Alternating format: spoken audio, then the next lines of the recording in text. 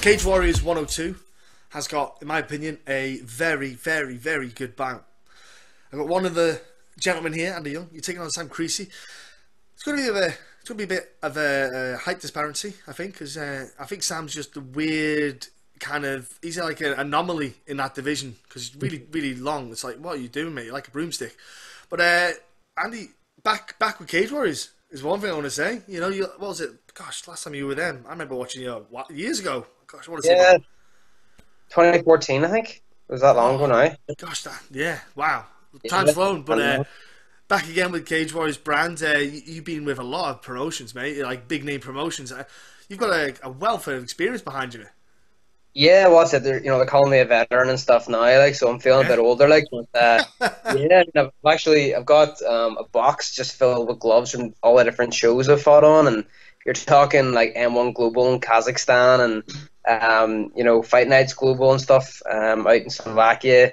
Just all the different types of shows you can think of, really, and Cage Warriors Bama, ACB, list goes on. But it's just great, I love this journey I'm on, and it's just, I wouldn't have it any other way, so I love what I do. And I was talking to Reese McKee, and I was talking about the gym as a whole next year. The vibe is, from what I can gather and say to him on social media, is great. He said it is. He said it's fantastic, and obviously a lot of you guys said Park just got announced as well. Back with KSW, so that's going to be another fight camp kicking in. The vibe and the energy and the kind of connection that you guys have it seems pretty strong, pretty fantastic.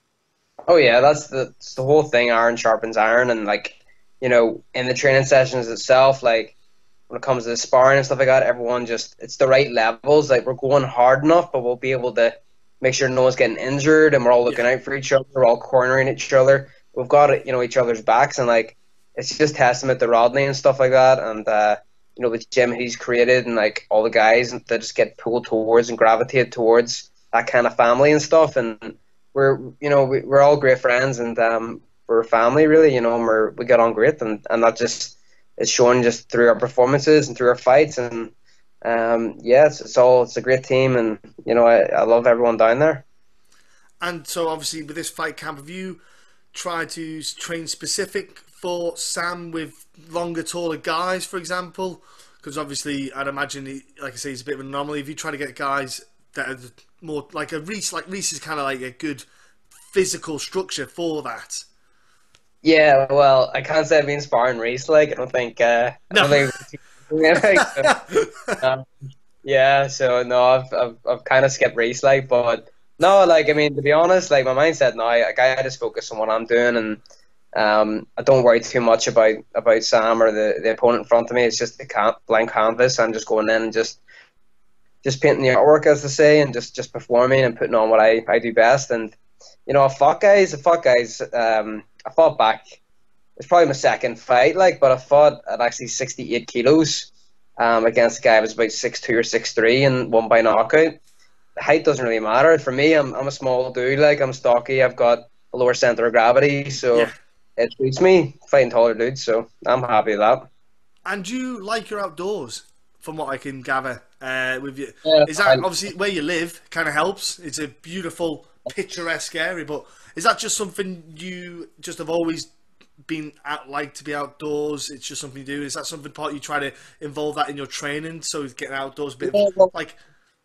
Yeah, it's all kind of filtered together because, like I said, this for me, MMA, martial arts, all the rest of it, it's all a big journey I'm on. It's all about self-development, self-improvement, and your mind is so important. So naturally, I want to work on the mind, so I would do mindfulness and just really build the right life for me, where kind of greatness or success isn't just limited to being in the arena and fighting. Mm-hmm. It's all the things you do outside of that. So if I can have a peace of mind outside of the actual fight, that will play in the gear when I'm in there, if you're having a real terrible time, in your everyday life, it's going to probably show in your performance on the night.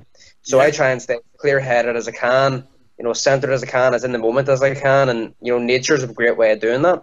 I mean, actually tomorrow I'll be going. My girlfriend Stacey, she's doing like a mindfulness walk through a forest, and nice group of people, and we're all just kind of chilling out, and we're getting that followed on by Scott Riley, who's doing like a Wim Hof breathing Oh yes, yeah. So I've been getting in with him and doing kind of all that Wim Hof training, cold exposure, and that shit's real. Like that's the cold's it's pretty awesome. Like so it gets you set up and gets your mind right and gets your body right, and that's it. Like feel in a great place, and that's all I want to do in my life is just like develop and improve as a person. That is key. Yeah, I'm with you on the mindset for life when you come to compete, because I had it myself. I was outside of the cage. It was not the best place mentally where I should have been. And I went in. I still signed a bout. Still went ahead and, like you say, performed like absolute Yeah, best way to put it. But you signed a deal. I made the weight. That's all that matters. I went, I'll go in. I'll do what I can. But I knew mentally it was not the right spot, and I feel like it makes a huge difference. I've been in the right place and I've been in the wrong place, and it's a lesson to learn, though, isn't it? Sometimes actually helps to have that happen.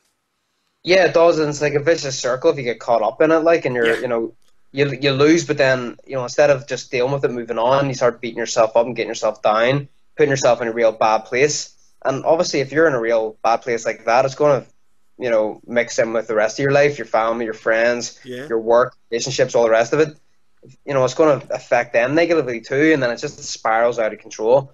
So it's just taking charge of it and being like, no, look, I'm going to get everything put together here. I'm going to continually improve in every aspect of my life and be growing, because on top of everything else, like, you're never going to fight forever. Like, at the end of the day, yeah, like, I get injured and fight career could be over tomorrow if I get injured. Like, yeah, bad enough injury, I could be done. And you see it time and time again now with the brain scans and MRI scans that have came in. Guys are having, great fight career. They get a scan and then they're told that's it. You're over. You can't fight again, and it can be taken away.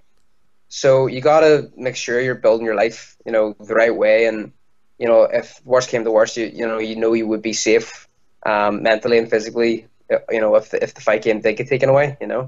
yeah. That is. So, do you do yoga as well, or anything? Do stuff like that? Because I find that yoga.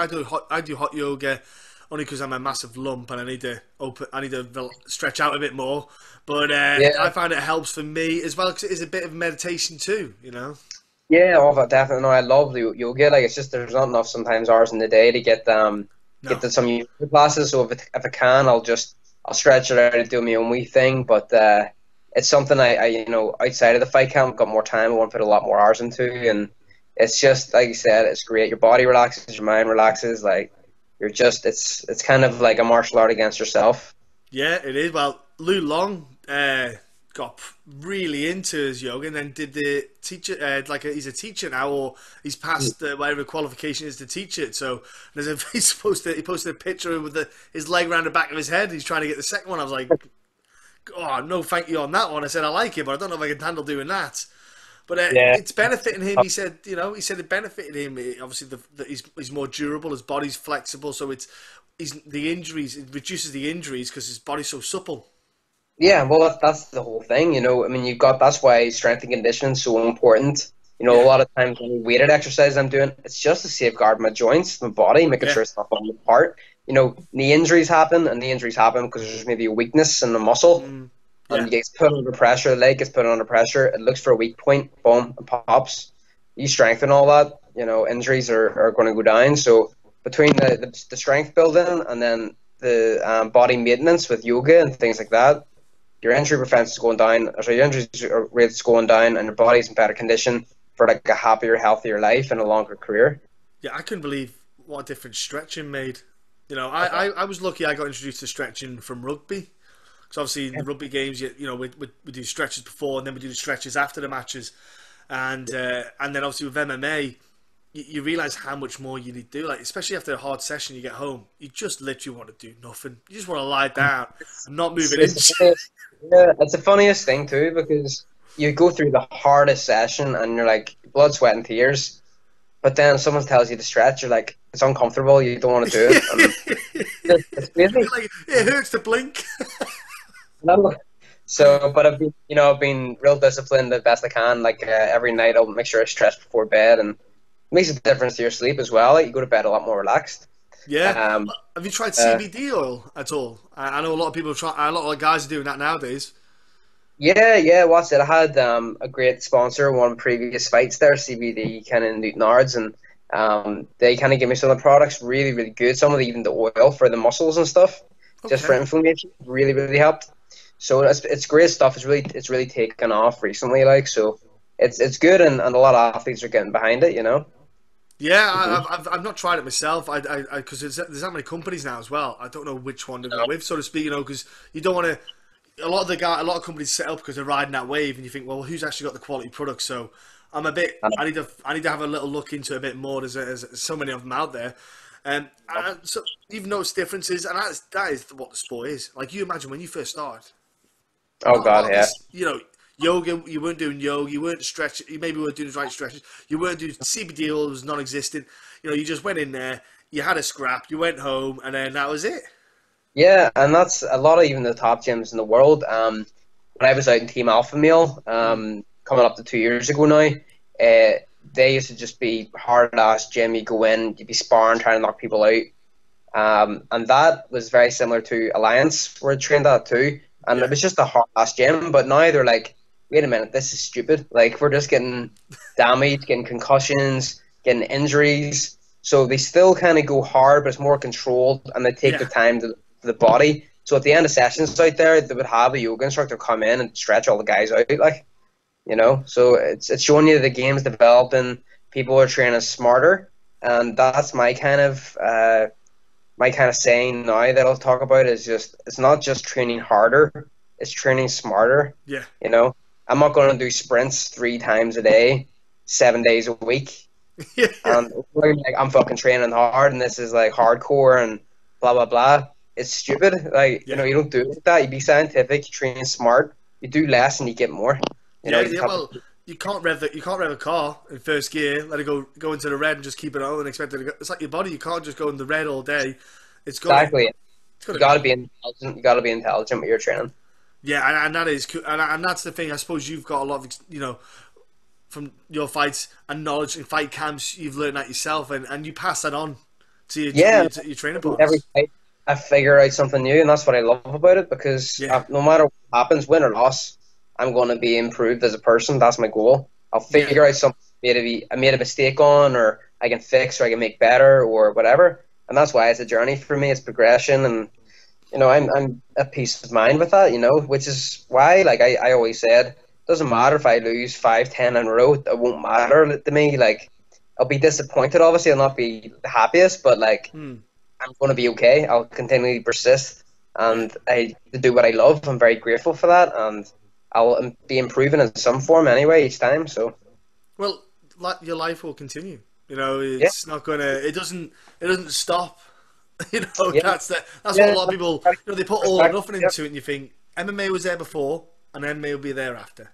I know, and there is a dangerous balance there where you do have to train like this is everything to you, and there's nothing else in the world. But there's fighters like a great example is Ronda Rousey. Like she was so insanely competitive and Yeah, put so much into the training and the fighting and all the rest of it. If she was to lose, when she did, she was destroyed. Like her life was basically over. She yeah. talks about being suicidal. Like Well, there's you a talk about wellness before mindset. yeah. She Oh yeah. clearly wasn't. She didn't have the right balance, That's right, and that's and what. she never recovered from it. She never No, recovered from it. no, that's what I mean. And it showed in her comeback fight. She wasn't Yeah, recovered mentally. That was her done after that yeah, one fight loss. So I'll take someone that's been able to maybe gone through a few losses, but is going to be okay in their life. They're going to be able to yeah. accept it and move on.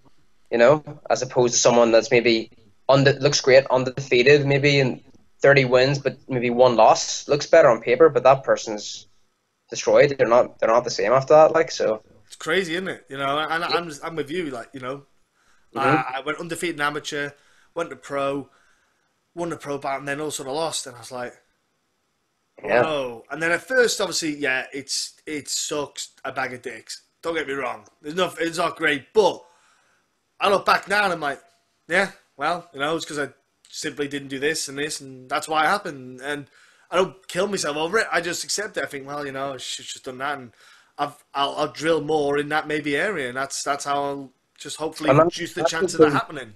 yeah, and that's the true test of a person's character, isn't it? Yeah. That's But what even talking to the guy beat me. yeah. Like, You can almost welcome that because you're like, It's a good test. I'm going to overcome it. Yeah, You know, I'm not it going to was quit. Paul Craig. Paul Craig, it was. Ah, yeah. Got caught. Me and him chat. I met me. We were chatting away when he was in Glasgow, chatting away, hanging out, and still to this day. And maybe I bumped into him in UFC Liverpool as well. We're chatting away, and you know what I mean. And a lot of people like say that the aminosity, and they have a negative. And you're like, look, I don't. We get on because we're two human beings, you know. We just paid the fight for 15 minutes, effectively, and that's it. And I had no problems with him then. I had no problems with him now. And that's why Yeah. you should be in this fight game. That's why, for example, Brad Wheeler and John McGuire, cracking fight in the card. Them two get on well. And they said, I just want to fight each other because I think it'll be a good fight. Yeah, and I feel like that's kind of with me and Sam too. Like, there's no bad blood, there's no shit Mm. talking. You know, both respect each other, and it's just a test of our skills. Simple as Yeah. that. I'm definitely not. You know, I did try a fight against that, like Daniel Perez, to do a bit of like mild shit talking, like Yeah. to try and build a fight for more so fun, but very lighthearted. You know, but it wasn't me. It didn't suit me. I couldn't. I was shit at it. I got my girlfriend pretty much to help me out. So. Uh, not for me. So she's great at shit talking people. So I was bad at it. So I'm not doing that again. I'm just staying true to myself. I'm just being respectful, being a martial artist, and you know, with George St. Pierre retiring and stuff. You know, just the way he was, like he didn't shit Yeah. talk at all, and You didn't need he's to. going down as really the greatest. You know, Yeah. so. I'm not going to pull a Conor McGregor. I'm not going to talk shit. I'm just going to go in and just do my talking in there. Yeah, you're like a T Ortiz. Not very good at the smack talk. He's probably got Yeah. one of the worst smack talking there is. Yeah. Terrible, Yeah. isn't it? You're just like, please stop talking. Just take the microphone, switch it off, anything. It's the worst. Yep. uh, look, I can't wait to see you back on under the Cage Warriors banner, man. It's great to see you back in there. You're a Yeah, great. yeah, Yeah, it's going to be great. Honestly, UFC Fight Pass, BT Sport. I love what Graham's done, and you got to think back in 2014 what they've done now with it. You know, I crazy. know. It's so exciting to be back and stuff, and it's going to be great to relaunch, kind of, you know, and reestablish myself really at the top of the, you know, the league of the flyweights, because I know I switch on, I go in and perform the way I do. I know I'm number one, so this is going to be testament to that. I'm going to go in and show, you know, who I am, and let all flyweights, you know, remember, like, you know, I am the top dog. I am the number one in the UK, so that's it, like, you know. And your gym can kind of push Graham to bring an event up to Belfast as well. Do you know? And that's something you guys, Yeah, you know, but great bring it. fighters are so many guys in the Yeah, north, like, and we put on a hell of a show. So, you know, it'd be great to have Cage Warriors there, and I know the fans will get behind it, and it'll be an amazing event. So, you know, here's hoping. Like, I know I always put on a great fight, you know, for the fans, for everyone. So this will be no different. Get a fight of the night, get a finish of the night, get something that's going to like let everyone know that, like, if they come here to the Northern Ireland, we're going to have a great show. And you know, Reese is the same, great performer, really exciting to watch. So yeah, let's make it happen. You know. yeah, it'd be fantastic. Look, before I let you go though, Andy, what's your social media so people can jump on and follow your smack talking? Yeah. So you got Andy Taz, 1989 from Instagram, Andy Taz Young Facebook, and Andy Taz Young on Twitter. So yeah, give me a follow, keep up to date with things, and yeah, and I'm looking forward to getting in there next Saturday night. Well, and then two more things. Then social media is done. Then we've got sponsors, and I want to know. Tell everyone again. I spoke to Reese Bader, but pump that gym out. Where do people jump on to message the gym if they want to come and train if they live near there? Yeah, so Rodney Moore, next generation Northern Ireland, based in Ballymena. So we got the cream of the crop there, you know, the best guys about. So, you know, get in, and if you're serious about doing a professional career, that's the place to be going. And sponsors, anyone helping you out? Fight camp. Hopefully I won't forget any, like, but I've got my main ones. I've got Rev Gear behind me. I've got Forever Living behind me. You know, I've got all the local kind of guys. I've got my great photographer, SLM Design, Lee Morrison. I've got Gentleman Jack's Barbers. I've got Hydroease, which has been amazing. Does a little flotation for me. And I've got just a phenomenal team just to support me the whole way. So yeah, no, I'm just grateful for everyone's support. That's awesome. It's great to hear that, man. It's great. Obviously, backing like that is huge in this sport, and it sounds like you've got it. Look, Andy, can't wait to see it back. It's going to be a hell of a fight against you and Sam, man. I can't wait to see this explosive bout. People tune in and also give Andy a follow. Thank you. Thanks for having me.